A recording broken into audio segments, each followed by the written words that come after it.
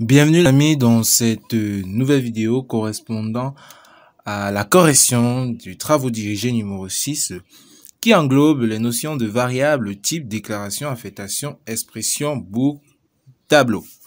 Très bien. Dans cette nouvelle vidéo, ce que nous allons faire, c'est que nous allons corriger l'exercice 10. Alors, l'exercice 10, l'algorithme de l'exercice 10 dit: concevons un algorithme qui demande à l'utilisateur 3 entiers A, B et C et qui retourne vrai si A égale à B égale à C et faux sinon. Très bien. Alors, c'est un simple algorithme qui vous demande d'entrer 3 nombres et de tester si les 3 nombres-là sont identiques. C'est-à-dire que l'utilisateur va entrer 3 nombres qu'on va les stocker chacun dans des variables bien distinctes. Et on va tester si le contenu de chaque variable, correspond. Ok. Donc, l'idée, c'est que on va essayer encore de bien expliquer cela en allant dans notre bloc-notes. Donc, l'idée, c'est quoi?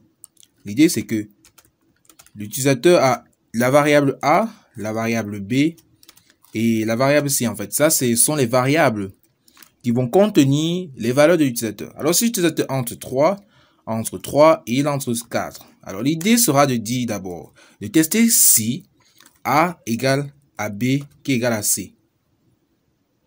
Donc, ça sera l'idée. Bien.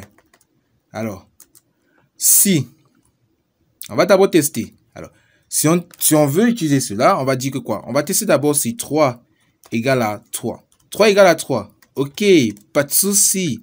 Maintenant, si on continue, 3 égale à 3, et après, est-ce que 3 égale à 3 encore, égale à 4 encore? Non, ce n'est pas ça. Donc, ce sera un petit peu ça. Donc, il ne sera pas de venir et faire comme je le fais là. Parce que en algorithmique, on ne peut pas faire un test, sur 3 variables d'un coup comme ça. Donc, l'idée, c'est de tester. Donc, ce qu'on va faire, on va tester d'abord si A égale à B. Donc, si A égale à B, ça veut forcément dire que ce qui est dans A est égal à B, est dans B, et ce qui est dans B est dans A. Donc, après avoir testé si A égale à B, on va tester si B égale à C.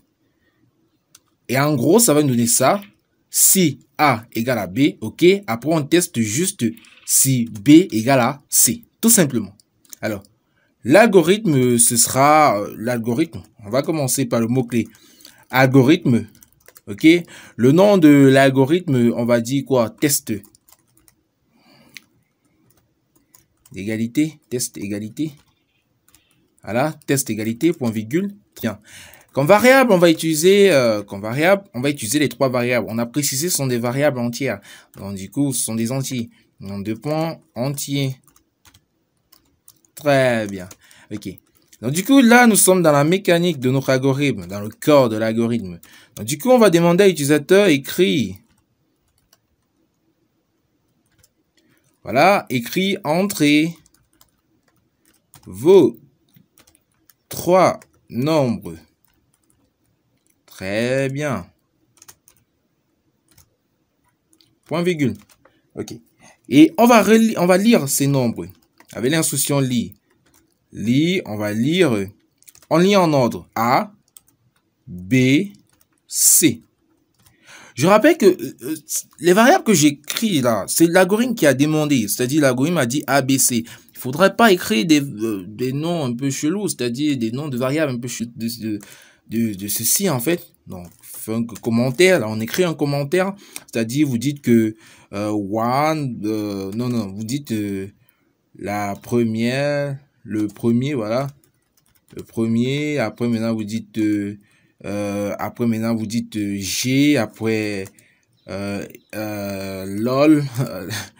Donc après vous dites 2 points entiers. Et là, on fait un commentaire. L'idée, c'est pas de jouer avec c'est pas de la fantaisie, en gros. Donc, il faudra écrire quelque chose de sensé et quelque chose, qui est en adéquation totale avec ce que l'algorithme demande. Ok. Après avoir écrit cela, l'idée, ce sera de faire quoi? L'idée, ce sera de faire un test, de tester. Alors, si, comme on nous a dit tantôt, comme on a vu au niveau de l'explication, on va d'abord tester si A égale à B. Voilà.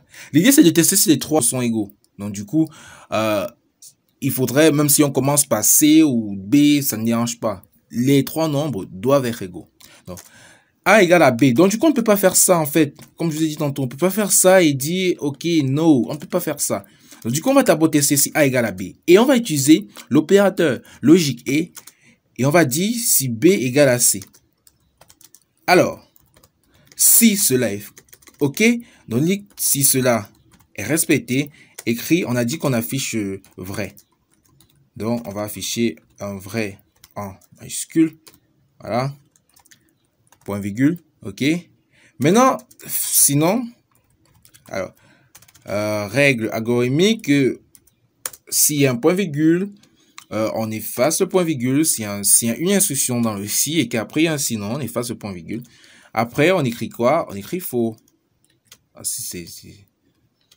C'est pour les besoins de l'exercice. C'est vrai qu'on aurait pu écrire que vos nombres ne sont pas identiques. Voilà, on va écrire faux.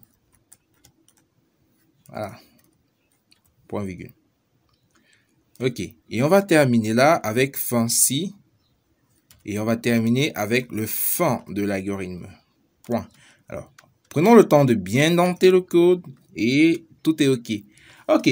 Alors, ce qu'on fait là, c'est qu'on demande à l'utilisateur d'entrer trois nombres. OK, pas de souci. L'utilisateur entre ces trois nombres, effectivement. OK, pas de souci. Alors là, c'est l'utilisateur entre quoi? C'est l'utilisateur entre 5. On va tester, donc si l'utilisateur entrait ces nombres-ci.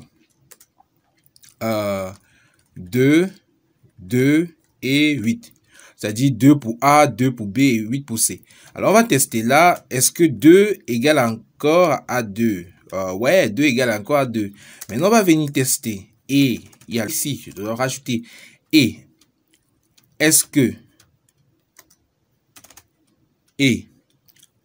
que 2 égale à 8? No. Du coup, cette instruction, cette structure, voilà, ici, la condition, ce n'est pas vérifié. Du coup, on va passer au sinon et on va dire faux. Maintenant, si l'utilisateur en va encore entrer 2 là, on va d'abord tester dans un premier cas. Donc ici, c'est vrai, OK. Donc, je rappelle le et logique, dans le cas où nous étions à 8, le et logique, si là c'est vrai, il faudrait en fait que les deux soient vrais pour que on puisse, la condition puisse être respectée. Ce n'est pas le ou logique. Donc, du coup, c'est un petit peu ça. Donc, du coup, si l'utilisateur entre 2 aussi, eh bien, la condition est effectivement respectée et du coup, on pourrait écrire vrai. Eh bien, les amis, c'était tout pour cette vidéo. Dans cette vidéo, on a vu, comme d'habitude, pas mal de choses. On a appris encore pas mal de choses. La notion d'opérateur logique. Voilà.